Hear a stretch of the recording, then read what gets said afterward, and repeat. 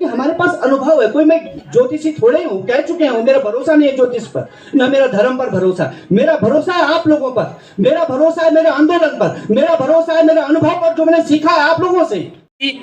इस बर्बादी का सबसे बड़ा कारण अगर कोई है तो यहाँ जो बिजली परियोजना बन रही है, तपोवन विष्णुगाड़ परियोजना, एनटीपीसी, फिर गोलमाल कर रहे हैं। जब पानी की रिपोर्ट आई तो बताओ ना क्या पानी की रिपोर्ट आई, तो उसमें लिखा है, मैं आपको पढ़ के सुना देता हूं।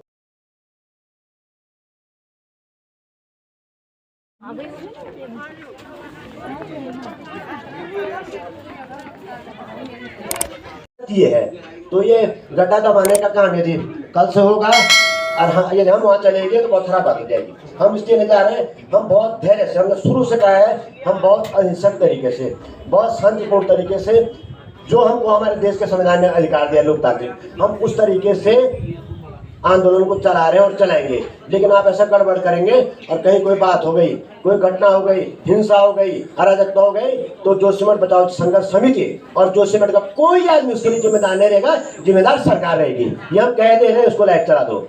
जोशीमठ बचाओ संघर्ष समिति जो सारे जोशीमठ के लोग हैं, हमने कह दिया है, ऐलान है, हमारा आंदोलन एकदम अहिंसक है, कोई अराजकता नहीं होगी। हम लोकतांत्रिक तरीके से, शांतिपूर्ण तरीके से इस आंदोलन को चलाएंगे जिस दिन तक अंतिम व्यक्ति को न्याय नहीं मिल जाता है। लेकिन यदि सरकार ऐसे उकसाने का काम करेगी, ऐसे उठपटांग काम करेगी, गड्ढे भरने का कोई बात हो जाएगी कि तो उसके लिए जोशीमठ की जनता नहीं, इस प्रदेश की सरकार जिम्मेदार रहेगी। ये बात हम कह रहे हैं यहाँ पे। तो पीपल कोटी कर देंगे, वहाँ कर देंगे, अलाना कर देंगे, फलाना कर देंगे, बना के रखा हो तुमने मकान।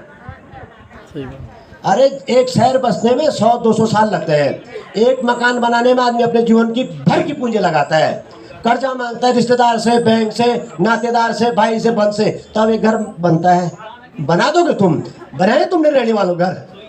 अरे बस गए रहने वाले बताओ, बसा दे तुमने गणे वाले।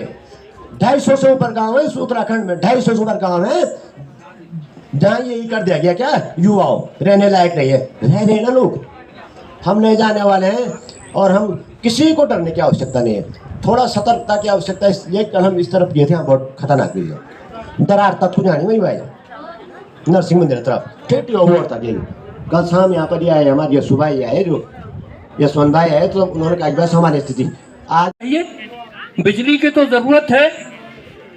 तो हमने पूछा कि भाई ठीक है, हम अब भी ये सवाल कर रहे हैं, ये सवाल हम यहाँ से पूछना चाहते हैं सरकार के लोगों से, यहाँ प्रशासन के जो लोग बैठे हैं उनसे भी ये सवाल हम पूछना चाहते हैं कि निश्चित रूप से बिजली चाहिए, लेकिन बिजली किसको चाहिए?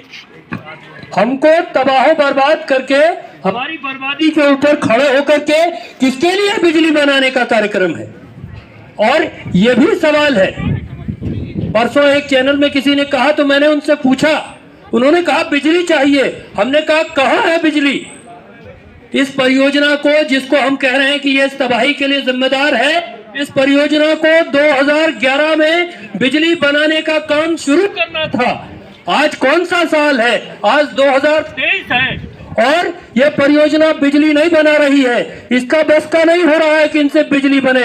ये क्या बना रहे हैं? ये हमारे लिए तबाही का निर्माण कर रहे हैं, हमारे लिए बर्बादी का निर्माण कर रहे हैं। उसके अलावा ये परियोजना ना अब तक कुछ बना सकी है और ना आगे कुछ बना सकेगी, ये बहुत साफ है, ये समझ लीजिए। तो इसलिए ये हमको मत समझाइए, हमारी तबाही पर, हमारी बर्बादी पर, हमारे सीने में डायनामाइटों का विस्फोट करके वो अपने लिए रोशनी पैदा करना चाहते हैं। हमारे सीने पर ईंट गारा भर के, कंक्रीट और गारा भर के अपने लिए तुम ऊर्जा बनाना चाहते हो, तो ये हम नहीं होने देंगे। हम इसके खिलाफत करेंगे, इसके खिलाफ खड़े रहेंगे। ये तबाही और बर्बादी का खेल नहीं चलना चाहिए। दूसरी बात मैं आपसे कहना चाहता हूं कि बात ये भी नहीं, ये तो बात हो गई, पहली बात तो ये हुई कि भाई ये बिजली परियोजना, इसको 2011 में बनना था और 2023 तक सिर्फ इससे तबाही हो रही है, सिर्फ बर्बादी का निर्माण हो रहा है और कुछ नहीं हो रहा है। और दूसरी बात मैं आपसे कहना चाहता हूं, वो दूसरी बात ये कि ये जो बिजली परियोजनाएं हैं, यहाँ हमारे इलाके में जितनी बिजली परियोजनाएं हैं, क्या वो हमारे लिए बिजली बना रही है? जेपी की परियोजना बन रही, जेपी की परियोजना है सामने, बिजली का निर्माण होता है, हमको मिलती है उससे बिजली, जो लोग तबाह हुए उनको मिलती है उससे बिजली। तो उनको नहीं मिलती है। बिजली किसको बनती है? 2003 में इस देश की सरकार ने एक बिजली नीति बनाई, एक ऊर्जा की नीति बनाई और ऊर्जा की नीति में तय कर दिया कि जो ये बिजली बनाने वाला है ये जिसको चाहे उसको मर्जी बिजली बेचेगा। वो जब परियोजना बनाते हैं, जब ये तपोवन विष्णुगाड़ परियोजना बनना शुरू हुई तो उस समय भी हमने पहली बार वो कागज देखा 2003-4 में साथी अतुल सती जी के साथ वो कागज हमने देखा और उस कागज में लिखा हुआ था कि 12% बिजली महाराज कर रहे थे और जिसमें मैंने आपको डिटेल दिया था, तो उसमें फिर आपके हाथ जो है निराशाजनक एक निर्णय हो गया है। उसमें ये हुआ है कि ये सुप्रीम कोर्ट पे जो आज सुनवाई थी उसमें फैसला आ गया है और मैंने पहले ही सुबह, अगर आपने देखा हो, मैं सुबह पोस्ट लिख चुका था इस बारे में, फेसबुक पर, ट्विटर पर मैं कह चुका था कि जो किया गया बिना हमसे पूछे, बिना हमसे आपने जो है राय मशविरा किए जो आप कोर्ट चले गए, ठीक नहीं। क्योंकि सुबह ही मुझे जो है सुप्रीम कोर्ट के जो वरिष्ठ वकील हैं संजय पारेख साहब उस राय दे चुके थे कि आपको कोर्ट नहीं आना चाहिए। जब आप जो है आंदोलन कर रहे हैं, कोर्ट जो है बिल्कुल न्याय नहीं करता, उसने किसानों के साथ नहीं किया, तुम्हारे साथ भी नहीं करेगा। और उसमें सबसे बड़ी गलती है ये जो एनजीओ टाइप के लोग हैं ना, जो केवल अपना नाम कमाने के लिए और केवल अखबार में सुर्खी पाने के लिए कोर्ट चले जाते हैं, वो जनता का नुकसान करते हैं। मैंने सुबह लिख दिया था, पिछली बार भी रेणी वाली आपदा में ये कोर्ट चले गए तिवारी जी, क्यों गया? आप पीड़ित हैं, आप जोशीमठ के रहने वाले हैं, आपके घर आपदा आई, अब क्यों चले गए आप? पिछली बार भी आपने हमारा नुकसान किया और इस बार उन्होंने नुकसान कर दिया। वो हाई कोर्ट चले गए एक हल्की सी पिटीशन लेकर के। अब आज सुप्रीम कोर्ट ने फैसला दे दिया है कि क्योंकि आप इस मामले को हाई कोर्ट पे सुना जा रहा है तो अब जो है हम इसको सुनेंगे नहीं। सुप्रीम कोर्ट ने उस पिटीशन को हाई कोर्ट भेज दिया है। अब हाई कोर्ट में जो पिटीशन हमारी है शंकराचार्य जी वाली या इनके पीसी तिवारी जी वाली, उसमें कुछ है ही नहीं। उसमें तो कमेटी गठित हो गई है। अब कमेटी किसको रखा है? वही एमपीएस बिष्ट और वही रौतेला, पीयूष रौतेला, जिनके ऊपर हम पहले ही कह चुके हैं इन पे हमारा कोई भरोसा नहीं है। सरकारी आदमी ये पहले ही जो है एनटीपीसी को क्लीन चिट दे चुके हैं। अब जो पहले क्लीन चिट दे चुका है वो बाद में क्या कहेगा? तो ये पूरी जोशीमठ के साथ आपने अन्याय कर दिया, उनके साथ जो है धोखा कर दिया, केवल एक दिन अखबार में नाम आने के लिए। आपको कहा किसने था? जब यहाँ जोशीमठ बचाओ संघर्ष समिति काम कर रही है, हम कोर्ट का मैटर, फलाना मैटर, ये सब देख रहे हैं। लगातार मैं फेसबुक पर लाइव में सारी बातें आपके सामने रखता हूं ताकि आप सब लोग इस बात से अवेयर रहें, आपको पता रहे।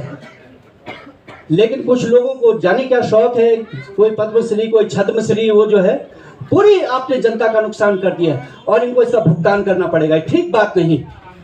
ये मैं आपको सूचना देना चाहता हूं कि अब आपके सामने लड़ने के अलावा और कोई चारा नहीं है। कोर्ट से कोई फैसला होने वाला नहीं है, हो गया। सुप्रीम कोर्ट ने आपके साथ धोखा कर दिया, पहले ही भी किया और अब ये दोबारा कर दिया।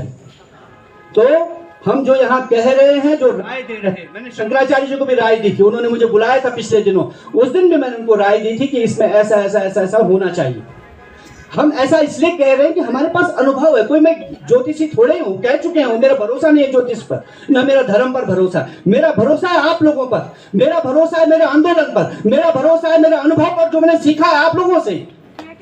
इसलिए अगर आप इसको छोड़ेंगे, इस लड़ाई, कोई धर्म, कोई ज्योतिष, कोई शंकराचार्य आपको नहीं बचा सकता अगर आप लड़ाई छोड़ देंगे। लड़ाई ही अंतिम विकल्प है लोकतंत्र में और जनता ही असली ताकत है, उसी से हम हासिल कर सकते हैं। इसलिए यही मैं आपको दोबारा से कहना चाहता हूं, अगर आप यहां डटे रहेंगे, बैठे रहेंगे, तो कोर्ट चाहे कुछ कहे, सरकार चाहे कुछ करे, उनको आपके सामने आना पड़ेगा, आपके साथ न्याय करना पड़ेगा, वरना न्याय होने वाला नहीं है। सुबह देख लिया आपने, 1.5 लाख रुपए दे करके वो जो है लोगों का घर तोड़ने पहुंच गए, पूरी टीम लेकर के पहुंच गए उस सकलानी लोगों के घर। क्या आप अपना घर खाली कीजिए? 1.5 लाख रुपए में कहां जाएगा भाई आदमी?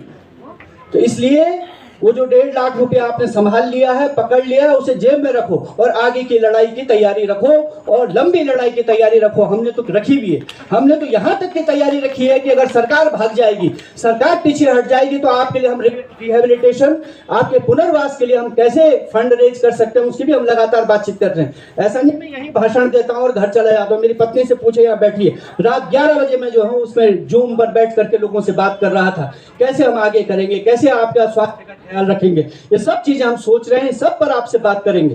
तो इसलिए यहाँ डटे रहना ही हमारे पास विकल्प है और हम सब लोग एक परिवार के लोग हैं, जोशीमठ के लोग हैं, एक साथ कंधे से कंधा मिला करके अपने एक दूसरे के सुख दुख में खड़ा रहना पड़ेगा, तभी हम इस आपदा से बाहर आ पाएंगे और कोई तरीका नहीं। यही मैं आपसे कहना चाहता था। इनकलाब जिंदाबाद।